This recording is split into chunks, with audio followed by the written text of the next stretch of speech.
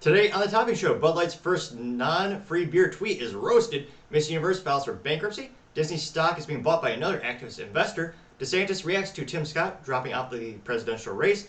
Chris Christie claims that Nikki, Haley, and Ron DeSantis are running for second place. And Trump is scared of Chris Christie. Microsoft launches AI chips to combat Nvidia. Chuck E. Cheese is removing the beloved animatronics from all but one store. And Wanabana applesauce pouches with lead contaminants now reach a total of 22 victims. All of that and much more on The Topping Show.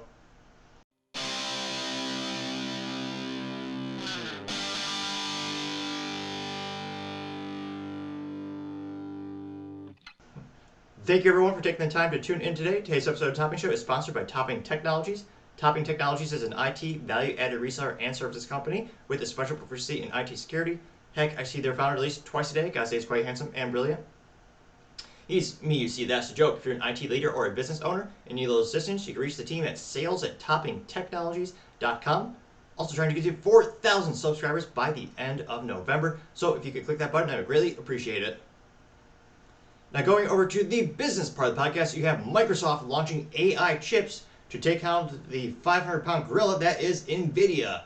Now, Microsoft historically has been one of the most profitable, successful software manufacturers since the dawn of time. Pretty much every business relies on Microsoft for at least one app or another. Famously, you have Microsoft Teams, you have Microsoft Office Suite, email, Outlook, the whole XY Banana Falcon. They have a whole ecosystem. And a couple years ago, it was highly controversial for one of the very first times. Well, they attempted phones as a business blunder for another time to talk about, but they actually got into PCs, where historically, all the PCs you see, the personal computers, they're all manufactured by the traditional companies such as Hewlett-Packard, you had Dell, you have Lenovo, and at one time, in brief history, you actually had Compaq back in the day, the OG laptop, and also their ones inside the suitcase. But nevertheless, you had all those traditional hardware manufacturers, and you had Microsoft OS and Microsoft Software Suite thrown on top of the hardware. Now, in terms of graphical chips and AI chips, I mean, Nvidia is the 500-pound gorilla in the room, and no one wanted to take them on for the longest time because they have such a huge leap on the competition. And every time there's a trend in technology, they seem to benefit exponentially, which is one of the reasons why Nvidia, their share is above $400 per share. I mean, their stock has been doing better than I could possibly fathom. I spoke too soon. It's $492.30 for a single share of Nvidia stock, with a market cap of $1.22 trillion. I mean, their 5-year stock trend for Nvidia is up 1,097.33%, which is unfathomably successful. I mean, even just in the past year, they're up 209%. Year to date, they're up 243%. In just the past 6 months, it's up 63%. Granted, their dividend yield is a little disappointing. It looks like it's 0.033, but nevertheless, they're at near $500 per share, and a lot of analysts are saying they could reach $600 per share. And it's partially because they have such a huge market dominance in that IT area. I mean, if you ever built my podcast editing PC, I built that from the ground up, or more accurately, my team and I built it. And for the graphics card, we chose a NVIDIA designed, I believe it's a 3080 Ti, manufactured by Gigabyte. So even NVIDIA actually licensed some of their designs to third-party manufacturers. In that case, Gigabyte was the manufacturer that actually produced the hardware, but they licensed it as well. Now, the AI chips, that is, first, I mean, NVIDIA grew to prominence, especially with the Bitcoin boom, where everyone was trying to build their own mining rigs. And recently, one of the biggest developments in IT, and probably in our lifetimes, will be the development and proliferation of AI technologies. And since that's going to be a whole new technology, we're going to need new hardware to accompany it and actually propel it. One of the reasons Bitcoin wasn't that efficient when it was first hitting the market in terms of mining it is that you're using off-the-shelf graphics cards. And eventually, NVIDIA made ones specifically designed for mining Bitcoin. Now, this comes from us thanks to a website by the name of The Verge. And this is a specific writer by the name of Tom Warren. And he noted he is a senior editor covering Microsoft in a myriad of the applications from PC gaming to console tech. And it looks like Microsoft is going to debut the Azure Maya 100 and Cobalt 100 chips. And I'd say B plus for marketing. It's at least unique. In some cases, you just have rudimentary or boring names that like numbers, historically BMW. But nevertheless, I like it when they at least try to have something unique that's moderately memorable. And in this case, the Maya and the Cobalt, well, Cobalt's actually pretty apt because they probably use some cobalt that's also in all batteries that we use basically as well. Now, they noted that these will be the first two custom silicon chips designed by Microsoft for its cloud infrastructure. This is Microsoft. I believe they already have a beta version for their AI integration and their capabilities, and they'll still be rolling out in masses. And that has a promise to be revolutionary. Now, it'll be interesting to see. They noted one of the reasons they're doing this was so that they could not just train their language models, but also to potentially avoid the costly reliance on Nvidia. Because, of course, Nvidia ain't cheap. It's a premium product. It's pretty much the standard if you want a high-end editing PC or a myriad of applications, but it's a pretty reputable brand, and they make a phenomenally successful product. And my 3 cents, I think, is pretty unique and amazing that the founder is still in charge of the company, and he's helped grow it so exponentially and helped it be so successful. Now, they also noted that Microsoft's Azure Maya AI chip and ARM-powered Azure Cobalt CPU are arriving in 2024, which, again, that is right around the corner. I can't help but think they probably already had the foundries and a lot of the logistics taken care of if the announcement is seen in the news right now. And this is on back of the surge in demand this year for the NVIDIA's H100 GPUs that were widely used to train and operate generative AI tools and large language models. There's a demand. They claim there's such a high demand for these GPUs that some have fetched as much as $40,000 on eBay. That really? I guess, yeah. That was according to CNBC. They covered that article. Some of those cards went for $40,000. And that's for specifically the NVIDIA H100 processors that were also utilized by a lot of companies for 3D gaming, Pioneer. Let's see, at least 8 were listed. Well, they're listed. Are they selling for? Because again, you could ask for anything on eBay. There are people asking $7,500 to $20,000 for the blockbuster sign you see behind me. Obviously, I didn't pay that much because you have to kind of remind them when they say it's rare. Well, there's 9 of them on the same page of search results. And by the way, there's 9,000 locations at their peak in terms of Blockbuster. Truth be told, I got mine for significantly discount. All I had to do was replace the bulbs in it and drive to, what was it, Texarkana? Fun little day tripper. But nevertheless, it'll be interesting to see. I mean, you get to a certain cost point as a business and a size as a business, just them using this internally for their own benefit, that's going to be a huge cost savings over NVIDIA, as well as being able to make the chips exactly operate to optimize with their software. You see this results with Apple as well. As Apple started to make their own processors, well, since Apple's making the software as well as the hardware, they can make it even more optimal because they're controlling more of the ecosystem. They're designing it exactly which will benefit their program the best. They don't have to necessarily care about making something that will actually be designed for the mass market to help the best people. They can make it optimal for their very specific or more specific use case. So again, these are going to be some revolutionary chips. It'll be interesting to see if the consumers, again, most people will never need this, though the nerd in me would love to get my hands on one of them. It'd be fascinating to see. They note that the Maya will have 105 billion transistors, or around 30% fewer than the 165 billion found on AMD's own NVIDIA competitor, the M1, oh, it's like the Terminator, the MI300X AI GPU. It'll be interesting to see. Maya is the first complete They know that Maya is the first complete liquid-cooled server processor built by Microsoft. Interesting enough, Microsoft, well, I guess for their own internal uses, they build their own servers, but traditional server manufacturer, the big three are usually Dell EMC, you got Hewlett-Packard Enterprise, then you have Lenovo if you're looking for like a rack mount PC. Or off-brand, they also have a brand that's called Super Micro. So it'll be interesting to see how this affects the market and how much more optimal they can make their data centers and make their applications as they continue to control more and more of their processes and components. It'll be fascinating to see where they go from here.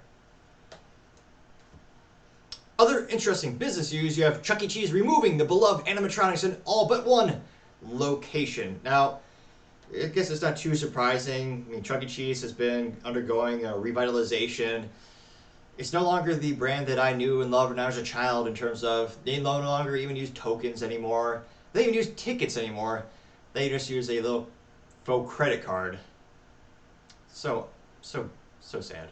I don't know. I can't help but wonder if there's a reason to program kids to think that money's not work, just use your credit card more growing up. But nevertheless, nostalgia is what I miss, and it used to be a magical moment I perhaps am aging myself when you would win a prize at the machine, whether it be skeet ball or the fun one where you throw the ball at the little monster hairy things and they fall down. But getting those physical paper tickets was a nostalgia magical moment in and of itself. Then of course to use the machines you had to use a physical token that had the little Chuck E. Cheese mascot on it. And truth be told, those are pretty much antiquated and will never be around again, unfortunately. But as part of the revitalization, they've also increased the mascot in terms of they perhaps probably made him more of a mass market appeal by getting the mascot in shape and trimming him down a little bit. It'll be interesting to see if the kids actually get in shape these days. A little pessimistic in that regard. But they've got a newer mascot. He's more trim. Although he's not yoked, as the youth might say. They don't have the mouse that's like lifting weights yet. Perhaps that'll be the next generation. Maybe. Perhaps. Probably. Well, probably not. Now, it looks like they're removing all but one, and I believe the one will be, and this is thanks to NBC, DFW, and of course, well, if you don't know, Chuck E. Cheese is actually owned by CEC, which is a fancy way of saying Chuck E. Cheese.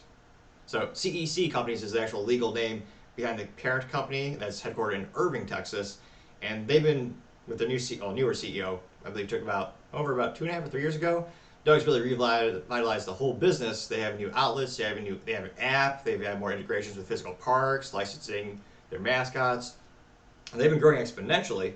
And in terms of the number of locations, they have about 550 locations nationwide. And they note that the only one robot band will remain at a location. They'll be in California near Los Angeles, which it's a little disappointing because in order to go there, you have to have a copious amount of armor and maybe protective detail in order to safely visit the state of California these days. So I can't help but wonder if the next mob or next thieves might steal the animatronics. I hope not. But it looks like some people are starting to speculate, well, maybe this is because of the release of looks like a new movie called Five Nights at Freddy's, which is made popular by an old video game where they make the animatronics look very scary and it's a horror game.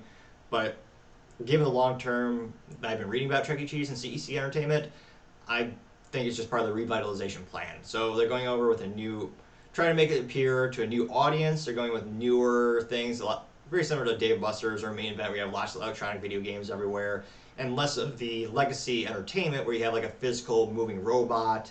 So I think it's part of their plan to turn the company around as they continue to try to grow and develop. And they did note, again, this article, the company's come a long way. They went bankrupt in 2020, and the pandemic really hit them hard. It looks like they lost about 8% of their annual revenue at the peak of the pandemic. Prior to that, the company still carried about $1 billion in debt on their balance sheet toward the fourth quarter of 2019. So it's not too surprising. They definitely need to make some business moves and need to find that new audience. But the nostalgia in me, and let me know in the comments if you agree with me, but I'm going to miss those funny little weird looking figures doing the sometimes horrifying dances, but highly entertaining. It'll be interesting to see how this affects your sales, but as I usually always say, time shall tell. Now going over to the culture part of the podcast, you have Bud Light, their very first tweet that's not trying to give you free beer, and it is roasted, or as the youth might say, ratioed. Now, it looks like Bud Light actually, they tweeted a response to someone by the name of Travis Kelce. Travis Kelce, who's got 1 million followers, and it has a picture of him on stage. So I assume he's a sports ball player or a musician. Probably. Nevertheless, this person has 1 million followers on the Twitter, or as 18 people call it, the X. And Travis Kelce, what?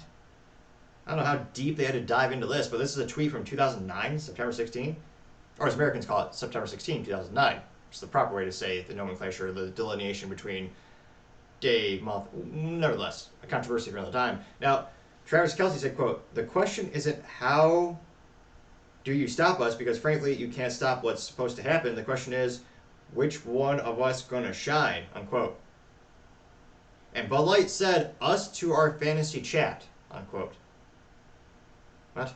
Now, that did get 30,500 views,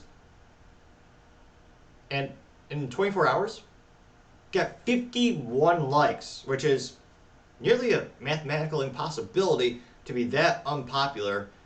Perhaps we can call it the Chris Christie effect. Though I suspect we'll see one or two positive responses. Chris Christie, on some of his tweets, got 0 positive responses, which a mathematic improbability in and of itself.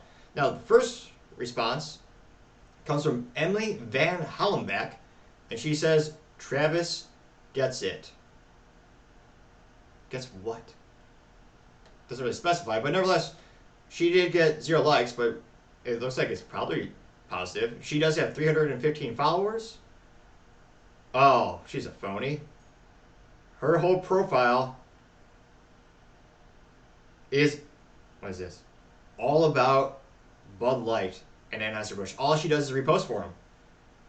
Every single one. And a BLM festival.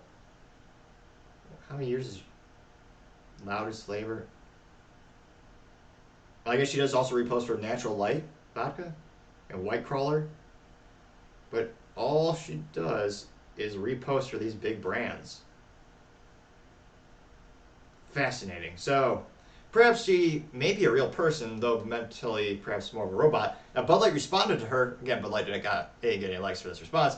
They said, quote, that killer mindset, unquote. Which, grammar be damned. Perhaps the people at Bud Light are, I don't recommend this, but perhaps they are inebriated because they've been drinking Bud Light. Horrified to think how that might affect them. The taste itself. Now, the top comment by the number of likes comes from Mr. Matt House. And this individual says, quote, y'all are gay, unquote. Gained 26 likes. Now, another popular response comes from Phil Feist, in which it looks like it is an AI-generated image of Joe Biden, a cross between Joe Biden and Al Sharpton, and it says in text, if you don't vote for me, you ain't black, unquote, which is a famous quote from Biden. And that got 26 likes. Let's see here. Ashley Reynolds said, quote, that's creepy as F. Karen Jean Perrier parody account says, love you Bud Light, and it's a GIF of a trans dancer getting 18 likes.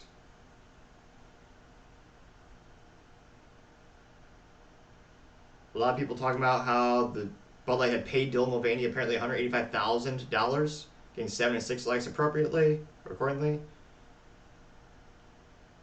see here. And every other response is a clip of Steven Crowder with that breaking news. I'll have to dive in a little bit deeper. Now let's go to the hidden responses. Someone did a graphical design, or not graphical design, someone used pencil to make a picture of a man without his private parts, and it says men who drink Bud Light. That got 2 likes. Another person has a picture way too unsavory for me to describe, but nevertheless it is a picture against Bud Light. That got another 2 likes. So it looks like they are ramping up and ever increasing their censorship. And again, the one positive note that they had was from someone who is a career reposter for Bud Light. Now, granted, they might be one of the 18 employees still left of the company. Kidding, I know they probably have a couple hundred for now. Even though week over week their sales are down about 30%, give or take, by dollar amount, and about 26% by volume amount. But yeah, looks like, as youth might say, they were ratioed to say the least. And I suspect, as long as it is an original post, they're going to have the same mockery, because they never addressed the 800-pound gorilla in the room, or the maybe 185-pound, no, the 85-pound Mulvaney in the room. Nevertheless, the only responses, or the only tweets where they're not getting roasted is when they're doing the free tweets, or the free beer. Where, again, they have those promos where they're saying, retweet us and we'll give you a free case of beer if you're a winner. Which, again, is a great example of how someone can be a winner and a loser at the same time. Partially because, I can't help but think who would want to drink a Bud Light publicly. And even if you won a case of Bud Light, what would you do with it? Would you perhaps use it as a solvent to clean your toilet? Maybe. It's against the Geneva Convention, I would suspect, but you could maybe use it for prisoner interrogation. I don't recommend it. Some might say it's crime against humanity to force someone to actually consume the product, but I can't but wonder, what, a weed killer perhaps, to kill weeds in your yard? Can't but think they would shrivel up and die at the mere taste. Although I know plants can't taste, so it's just the mere contact, perhaps, similar to an acid. But let me know in the comments, what would you do if you won a case of Bud Light? And do you think, will these type of roasts or these ratios ever stop until they ever actually address the issue? It's been about half a year now, I can't help but think they're never actually going to address the real issue or, try to fix things. They just want to kind of spend more money on marketing and hope for the best, which, again, is not really working out great, especially for this specific brand of Bud Light in the Anheuser-Busch InBev portfolio. But let me know in the comments. It'd be fascinating to hear what you have to say. Other interesting culture news, you have Miss Universe filing for bankruptcy. And some are saying that coincidentally, they also had an award in which they gave the award to the trans contestant. So Miss Universe used to be extremely popular, and the company behind, the parent company that actually owns the brand, the operation of Miss Universe, just filed for bankruptcy after the alleged trans controversy. Now, it looks like this is thanks to the New York Post. In 2023, the Miss Universe pageant was well known for its inclusion of transgender contestants, which still take place come Saturday. The JDN Global Group, which I don't know what kind of marketing that is, not very inspirational, but nevertheless, this organization called the JDN Group, behind it, filed for bankruptcy just days before the event. A Thai business tycoon and transgender activist Anne Jakrajutapit,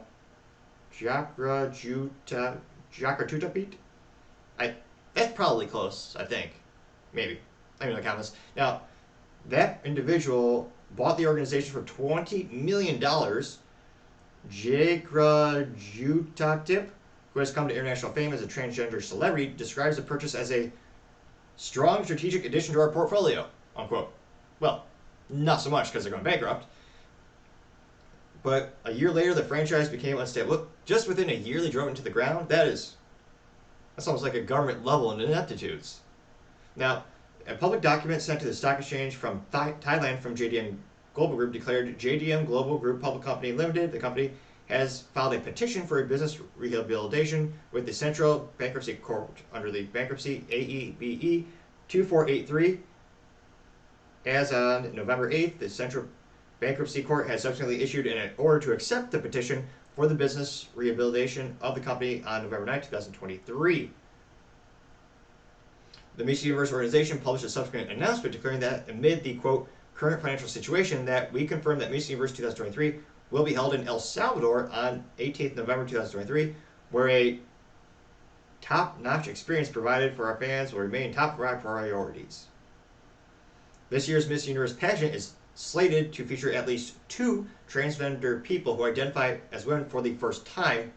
Miss Portugal, a flight attendant named Mariana Machete, and Ricky Coley, who is the first transgender from the Netherlands. This follows Spain's Angela Pons, who was the pageant's first trans contestant overall in 2018, but did not advance to the finals. Now, Machete released a video in September lamenting that the, quote, rising levels of transphobia and intolerance are alarming worldwide. But they noted it's heartwarming to see that the Ms. Universe organization is so inclusive and breaking boundaries and all that. Now, I can't help but wonder, again, similar to Victoria's Secret, where they used to go to cater a very specific audience, beautiful women, and then they decided to shift their business model, going from a niche, depending on what you look at the figures of the United States obesity rates and health rates, nevertheless, they went from a specific vision of having beautiful women. They had the angels, and then Victoria's Secret gave in to the activists. They said, you know what, we're going to make audience for everyone. And I guess that's a pun moderately intended as it go everyone, because they meant the big folks too, as well as the trans community, which they thought was a bigger sample size and bigger perspective. Well, not just pun intended for bigger, but they thought it was a greater sample size and a greater perspective clients that they could reach. But then they lost about $1 billion. So that was not such a good thing for Victoria's Secret. And subsequently, they announced publicly that they're going to go back to the traditional vision of really portraying beauty and having the angels, and not trying to sell underwear for everyone on the planet. Which, again, I'm not saying there's not an audience for that, or there's not a prospective client for that, but I think it'd be better, even if you're a parent company, start a different brand for that specific vision. Victoria's Secret for decades was all about going after the beautiful women and making women feel beautiful. So I'm not surprised that vision just fell flat on its face. Now, I wonder if it's a similar situation here, where historically speaking, Miss Universe, I remember back in my day, the gals in the schools would talk about it every once in a while, and they all yearned to want to have that, what they perceived at the physical perfection, and they all strive. And I mean, little girls would have all those little, they have contests in school, all that kind of stuff. It's like they aspire to be. Now, this is a very, relative to the whole life cycle of Miss Universe, it's a much more newer development.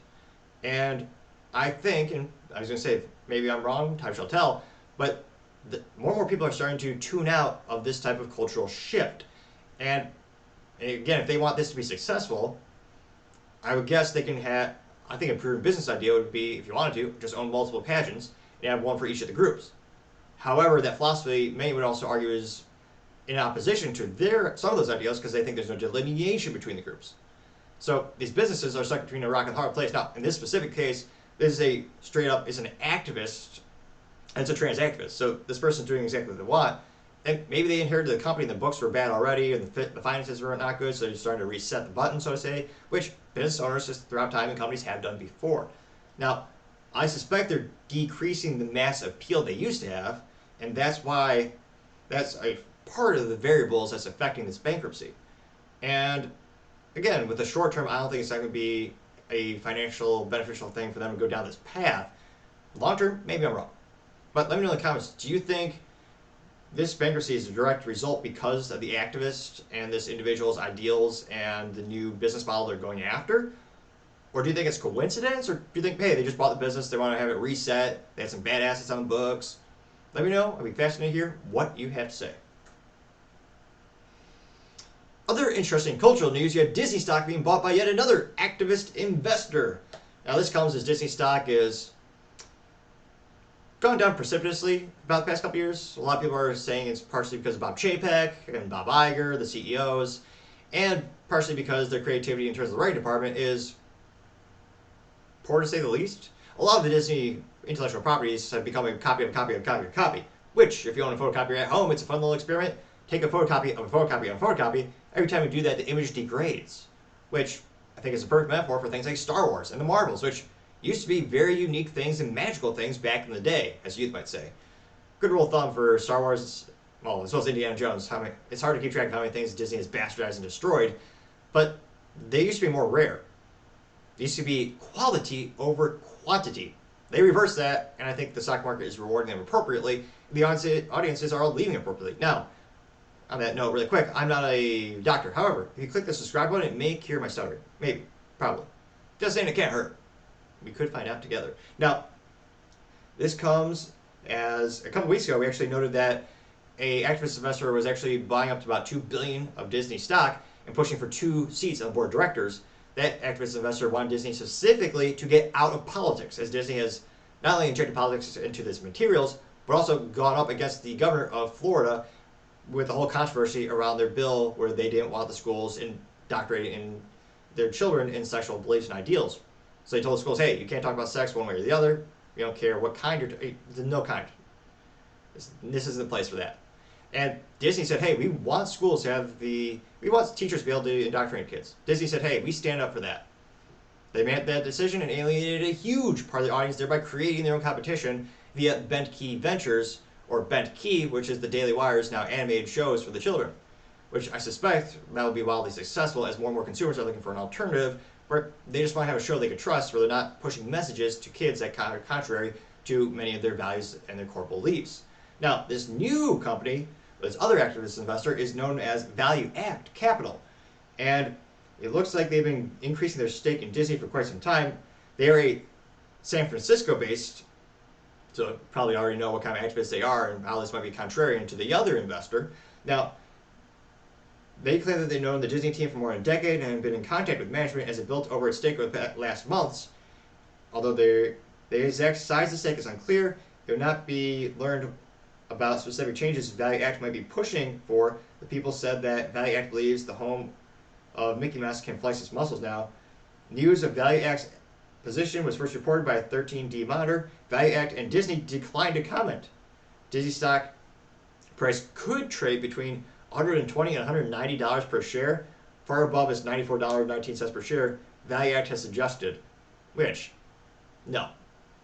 Again, I'm not giving financial advice. I'm just saying, I think the only way they can actually get to that huge dollar per share is if they got rid of politics completely and went after the mass audience of everyone in the United States. Because right now, they've alienated about 50% of the audience, give or take. And I'm not saying you can't do that. There are a lot of niche products out there. Ferrari makes, well, I was going to say probably not the best example since they're known for actually lying about how many vehicles they make. But nevertheless, companies like Ferrari, they don't make a big volume of products. They're not like the Toyota Corolla, which is the #1 car in history by volume of units sold. Now, Ferrari makes a very limited amount for a very specific customer set. Now, that works for them because it's a high price. Now, Disney, they can't really charge a high price for these movies and these stuffs. So they're stuck between a rock and a hard place. Granted, they put themselves there to begin with. Now, Disney's CEO Bob Iger is also, they claim to be positioned in terms of streaming subscribers and content library, but they say that, oh yeah, there's all this great content by Pixar, Star Wars, and Marvel. But do they? In terms of how many of the new intellectual properties that have been released are really beloved and people really want to hear about? Because I can't help but think more and more people will be turned off by the content, and fewer people want to see the rudimentary acting and the piss poor storylines or lack thereof. Sometimes it doesn't even seem like there's a story. And can't help but think they're just devaluing what Disney Plus could have been, their streaming service, where again they had a huge portfolio. They had the formula for success. They had all the ammo for the fight, so to say, and they chose to shoot themselves in the foot time and time again. So it'll be interesting to see.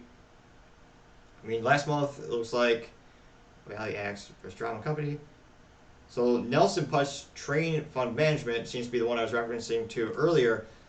Peltz said in a regulatory filing on Tuesday that Tran increased his stake in common shares by more than 400%, now owns 32.9 million shares, roughly worth $2.7 billion at the end of the third quarter. The stake is far bigger than those held by hedge funds, Cow2 Management, Adage Capital Partners, and D.E. Shaw, which each stakes more than $100 million. Last month, Peltz signaled that he was planning to nominate several directors to the board when the nomination window opens in a few weeks. He may be laying the groundwork for a second proxy fight after abandoning his push for one board seat in February after the company laid out plans to address the criticism. Which, again, at the time, he was saying, hey, you need to get your costs under control because you're bleeding money. Which they were. And Bob Iger, to his credit, he did cut a lot of costs. The goal is to cut about $7 billion in expenses, which they have. They've been laying off, getting rid of employees, trimming the fat, so to say, and they've been helping in that regard, but they're still alienating people with the controversial things that they're making and their political messaging that they're ingesting and pushing into all the content. The consumers are not so much happy. Now, granted, there are people who are politically motivated who will like them for that, but I think that group of people is few and far between compared to the mass audience of everyone. So let me know in the comments, do you think this new company will be able to have a little bit more weight behind them? It seems to be there's going to be a proxy war. Who's going to win? You have Peltz. Again, Peltz is someone who's very anti-policy. He wants to get politics out of the business. He did this with multiple companies before. He successfully turned around businesses such as Snapple, which he successfully turned that company around, then sold it to Dr. Pepper, now Cure Dr. Pepper, for a huge sum of capital. So it'll be interesting to see. What do you think is the best vision? One, get politics out of Disney. Let them make up content for everyone. Or two, ramp up the politics, ramp up the political messaging, and lean into it, so to say. I'd be fascinated to hear what you have to say. Now going over to the political part of the podcast, you have DeSantis reacting to Tim Scott dropping out of the race. Now this comes thanks to Ron DeSantis' Twitter, or as 12 people call it, the X, which still sounds ridiculous to me. You don't even tweet anymore, you just post. But nevertheless, this is one of DeSantis' most popular tweets lately, getting about 660,000 views and 13,000 likes. And DeSantis specifically says, quote, Tim Scott is a strong conservative with bold ideas about how to get our country back on track. I respect his courage to run this campaign and thank him for his service to America and the U.S. Senate. I look forward to Tim continuing to be a leader in our party for years to come, unquote. Which, I would think most people would say, that's a class act, so to say, in terms of you thank them for running, you say that you acknowledge they have some good ideas, and I'm actually surprised he didn't hint at maybe like a position on his board or something like that. But nevertheless, on his face value, seems to be pretty good. I would suspect probably had mostly positive comments, mostly supportive of DeSantis in the statement. That being said, it's usually a 50-50 shot when it comes to it, but let's dive in and find out. So again, that got 660,000 views and 13,000 likes. And the first response, or the first two responses rather, at the very top are one from Turtle Power 98, which gets an A+ for marketing because the profile picture is in fact of a turtle. You know exactly what you're getting. Although the great concern might be, how is a turtle typing this? But nevertheless, this alleged turtle says, quote, Trumpers are nervous because they realize the more candidates that get out, the better chance DeSantis or someone else has to beat Trump, unquote. And that got 157 likes and 10,000 views. Now, that being said, Trump is still about 30 to 40 points ahead of DeSantis. And Tim Scott had about 3%. And we're talking about Republican nominee polls. So even if, and I don't think it'll happen in terms of the numbers, but even if every single person who was going to vote for Tim Scott went to DeSantis, that's still not enough to catch up with Trump. Now, of course, the big question in the room is will the government prohibit Trump to actually campaign? Well, I should say they're already kneecapping, and I think many people would argue illegally handicapping his ability to campaign, but are they going to actually fully prosecute him successfully and actually prevent him from being on the ballot? Those are the really big questions that a lot of people are being asked and the concerns. Now, someone else by the name of Marjorie Taylor Greene press release parody says, quote, you will be dropping out soon. I hear your money is drying up, unquote. That got 347 likes and 19,000 views. Little Brown Dog, who, A+ marketing, the profile picture is in fact of a little brown dog, says, quote, class act as always, governor, unquote, getting 142 likes. Christie says, quote, pure class, thank you, sir. Hashtag RD24, got 113 likes. Jan Kernan says, quote, I have to say that I respect Tim Scott for suspending his campaign before Iowa. Way to leave with dignity, unquote. Getting 279 likes. Banana Republican says, quote, Ron DeSantis is classy as always, unquote, getting 323 likes. Wild Sauce says, quote, I do agree Tim's a good guy. He has a good spirit about him, unquote, getting 43 likes. CP Smith says, quote, this is respectful, said, 100%, getting 67 likes. John Awesome Best Likes says, quote, Tim's a good man. I hope you have a role for him in your presidency, unquote, getting 42 likes. Red Wave Press saying, quote unquote, well done, or well said, DeSantis, unquote, getting 50 likes. David Pinson says, quote, your turn to drop out now, unquote, getting 63 likes. WP saying, quote, well said and extremely classy, sir. Behavior like this from DeSantis is why I am hashtag with DeSantis, getting 53 likes. Vice President Kamala Harris, barely parody account, says, quote, thank you, Ron, but why are you still running, unquote, getting 51 likes. Let's see here. Jim Music said, quote, classy statement as usual. The other guy will send out a series of wacky statements by 1 a.m. tonight, unquote, getting 57 likes. Delusional says, quote, you're next. Come back to Florida and help lower insurance prices, unquote, getting 33 likes. Let's see here. SS says, quote, geez, Ron trying to shill for Tim's 2%, unquote. Laughy emoji. That got 78 likes. And in full transparency, I thought it was 2.8%, but nevertheless. Mitch Mitchell says, quote, so has Trump come out with such a similar mandate. Oh, this grant. We'll see. This might be a hilarious attempt to pronounce this word. Says, quote, so has Trump come out with a similar madness? I used to know that. It eludes me at the moment. Statement, unquote, getting 12 likes. I'll remember as soon as I stop recording. Or I'll be able to do it as soon as but nevertheless. Someone by the name of Donald J. Trump parody says, quote, he will endorse me, Ron, not you, unquote, getting 79 likes. Let's see here. The Patriot Oasis says, quote, your career is over just like Tim Scott's. He has enough sense to realize it and accept it. You don't, unquote, getting 57 likes. And a lot of statements getting between 0 and 10 likes saying you're next. A lot of people poking fun at his alleged fake shoes or his heels or his attempt at heightening, which is controversy in and of itself. Let's see here. So interestingly enough, I'd say Brandon with a bee says, quote, trying to get that endorsement, aren't you? Getting 8 likes.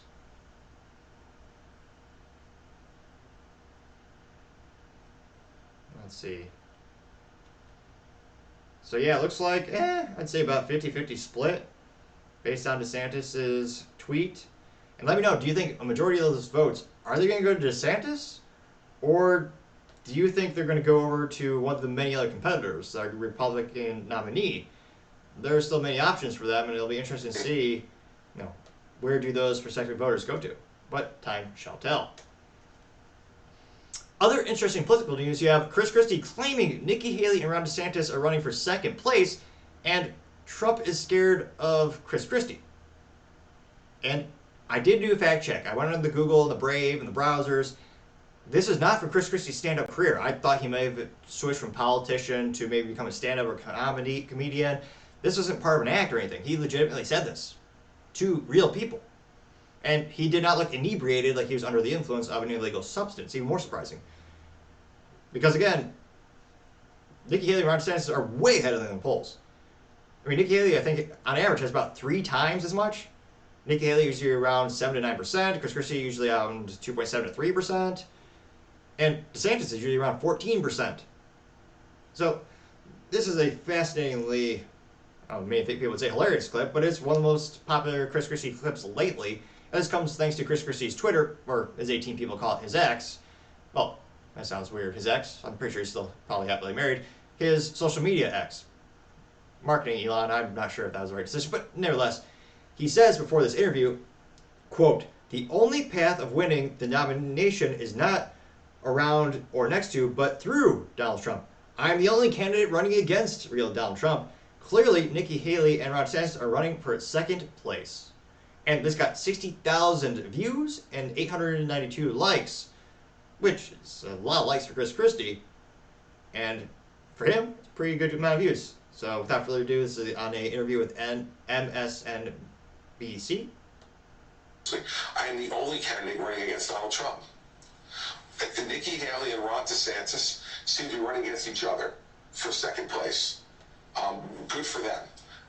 But, when Nikki Haley stands on the stage on Wednesday night and says Donald Trump was the right president for the right time, when Ron DeSantis continues to defend Donald Trump, you cannot beat someone unless you run against them. And the only path to the Republican nomination for president is not around Donald Trump or next to Donald Trump. It is through Donald Trump.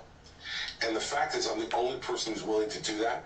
I'm the only person with the guts and the experience to be able to do it. And you and I both know why Donald Trump's not on that debate stage. It's because I am. And after I've qualified now for this debate, that means I'll be in every other debate from here forward. We're going to fight each other at some point. And I'm going to hold him to account for the fact that he is not fit to be president of the United States. He is unfit by his own conduct. And come this spring, Andrea, he's going to be convicted by a jury here in Washington. And you know who's going to convict him? Mark Meadows, who now has a cooperation agreement with the federal government. He's going to sit 20 feet from Donald Trump in a courtroom right down the street from where we are. And he's going to say Donald Trump committed crimes on his watch and that he lied starting on election night knowingly about the results of the election and instructed others, including Mark Meadows, to commit crimes to try to overturn the election. So that was a real clip of Chris Christie right there. Now, in terms of the numbers, let's go to, before we go in the comments, let's go to projects538.com, which is a poll aggregator. So we've had a couple polls since the GOP recent debate, and it's actually more comical than I thought in terms of the discrepancies between the candidates. Chris Christie, again, this is a poll aggregator, and the recent polls that have been added are a sample size of 609 registered voters, 546 registered voters, and 453 registered voters, coming from pollsters known as YouGov, another one by YouGov, and Beacon Research, Shaw Company Research. And again, those have all been added to the other ones that were recent. Trump's at 59.1%. Chris Christie is at 2.5%. So Chris Christie has gone down. I actually thought you might gain a couple of the votes, not a lot, but maybe 3 to 4 votes now that Tim Scott has dropped out. But as of right now, and again, polls just like the stock market change frequently, Trump is at 59.1%. DeSantis is at 14.1%. Nikki Haley is up to 9.4%. Vivek Ramaswamy is up a little bit at 5.1%. Chris Christie is at 2.5%. Burgum is at 0.7%, reminding us that North Dakota is a state still. And Hutchinson is at 0.6%. So, interestingly enough, those two gentlemen at last have not dropped out yet. I suppose they combine their tenacity, not giving up yet. But again, Chris Christie's saying, oh yeah, I'm going to challenge Trump. But even if Trump is legally barred from running, DeSantis is what? About 6 point something more than Christie in the polls? And Nikki Haley, she's about 3 point something times more popular in the polls for the Republican nominee. There's no mathematical way I can see Chris Christie actually gets the Republican nominee as of today. And I know, I mean, stuff changes frequently in politics, things move quickly. Who knows? Something could change to, throw the polls out the window tomorrow. But with all the data we have right now, I mean, let me know in the comments, do you think this is anything more than just a comical thing to see Chris Christie run at this point? I mean, again, 2.5 is not nothing. I mean, most people can get that type of poll numbers, and he has his niche. He's going after the people who hate Trump. In the Republican Party, there are people who do that, which is why he's polling not at 0% right now. But again, he's at 2.5. I can't mention the Las Vegas odds. Maybe we'll look that up next episode. What's the Las Vegas odds of Chris Christie becoming president? Like, if you bet $1 that he'll become president, I can't but wonder, like, what would you get, $100 back, $1,000 back? The odds are so infinitesimal.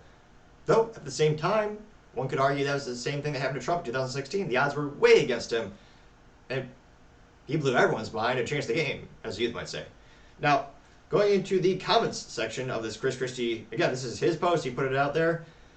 He has a family and campaign staff. In theory, they'll be in here defending him or praising him. Let's dive in and find out. Again, there are 892 people who liked it, so that's better than usual for Chris Christie. And the first couple are, they're comical and or ridiculing him. So the first one comes from Peggy, 1962, and this person says, quote, "The only thing you're running for is the front of the buffet line," unquote. And got 14 likes. Next person by the name of Kathy Setter says, quote, "The why," grammar be damned, I'll read it exactly as written, unquote, or quote, rather. "The why you polling at the bottom," unquote, getting 14 likes. Rhonda says, quote, "Literally, stop, no one wants you, man, stop," unquote, getting 10 likes. Buzz Patterson says, "Bro, you're polling at 3%, unquote, getting 83 likes. And actually, it's worse than that, as we just said, at least in terms of the poll aggregators, he's polling at 2.5%. Let's see here. One Chain Monkey Man says, quote, "Laugh out loud, the only one worried about you as a competitor is Joey Jaws." And that got 14 likes. Joey Jaws, I looked at his profile, is a competitive eater. So, Emily Vidal says, quote, "LOL, are you gaining weight again?" unquote, getting 15 likes. Menta 1989 says, quote, "Can you even run?" unquote, getting 13 likes. Olgeg Coaster says, quote, "Trump and gang are using Ramaswamy and his proxy in the debates. If you want to take on Trump while he's avoiding the Republican primary debates, start targeting Ramaswamy more to land some hits," unquote, getting 13 likes. And that's actually a positive note for Chris Christie, a little advice. Will I take it? Probably not. But Chris Christie was not Chris Christied, as I'm turning that into a verb today, right here, right now. A phenomenon on social media in which 0 people agree with you and everyone ratios you. The Chris Christie. Although, now that I think about it, it's probably also named for a sandwich in New Jersey with copious amounts of trans fats. But nevertheless.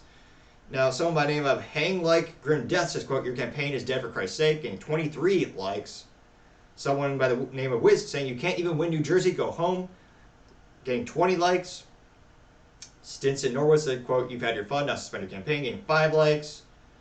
Pissed Off Neanderthal says, "You can't fix stupid," as a gif of a comedian, getting 10 likes. Amy Bishop says, quote, "No chance," getting 5 likes. Daniel Meyer says, quote, "MSM is giving you a lot of free advertising, wonder why," unquote, getting 3 likes. Let's see here.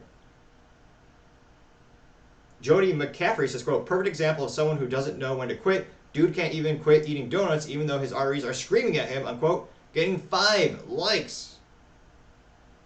And again, as I continue to scroll more and more and more, a lot of people saying he's a mediocre governor. A lot of people just using a copious amount of laughing emojis, still getting between 3 and 7 likes. A lot of gifs of Porky the Pig. Should throw back to vintage cartoons, Looney Tunes. Yep. Yeah, as the youth might say, he was initially ratioed, as you only have literally one moderately positive comment. So let me know, is it just, do you think they'll drop off or drop out of the race in the next couple of days, weeks? I mean, it kind of seems inevitable with the current numbers we're seeing. And again, do you really think that Trump is scared of Chris Christie? I can't but think, no, absolutely not. But that's just my 3 cents. Used to be 2 cents, but 40-year hyperinflation, gotta make it 3 cents. Should be 4 cents, but I'm a generous man. And it is still free to click the subscribe button over there. Or there. However your phone or I guess your desktop is oriented. We appreciate that button being clicked. Now going over to the business blunder of the day, you have Wanabana lead contamination affecting now up to 22 victims in 14 states. Now this comes after a couple days ago when we actually reported that there was a preliminary evidence to show that there were contaminants of lead and lead particulates in this applesauce goop pouch, which is a ridiculous luxury in and of itself. There's no reason that it should exist. If you do enjoy applesauce, just literally open up the little wrapper and eat it, or make your own. But nevertheless, apparently people love the convenience of having the applesauce in a pouch. Interesting to say the least.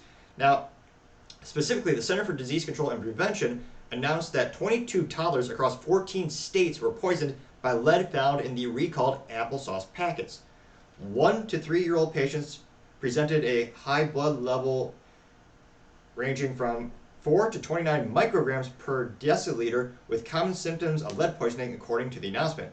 The recall expanded from Wanabana brand products to the private label brands of Schmuck's grocery stores and Wise grocery stores earlier this month. The cases are currently reported in Alabama, Arkansas, Louisiana, Maryland, Missouri, New Mexico, New York, North Carolina, Ohio, Pennsylvania, South Carolina, Tennessee, Texas, and Washington.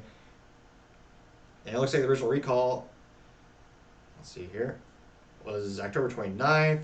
They noted that you should seek medical help or you may be affected by lead toxicity in your system if you have the following symptoms: headache, abdominal pain, vomiting, apnea. Long-term lead exposure symptoms could include irritability, lethargy, fatigue, muscle aches, occasional discomfort in abdomen, tremor, weight loss, headache, difficulty concentrating, and constipation. And they say, what should you do? Let's see here. Just say see a doctor as soon as you can, because the long-term health effects are even more detrimental. I don't know if their marketing is just piss poor to say the least, but again, this was known for quite some time. It's a shame that more people weren't made aware of the situation. And again, there are a lot of distractions in our lives. Everyone's got a smartphone or 20 million apps and devices going on at the same time. But it's a shame. And again, I'm not sure how you could conceivably put out or roll out a big type of announcement to capture the market of everyone who purchased the product or may purchase the product.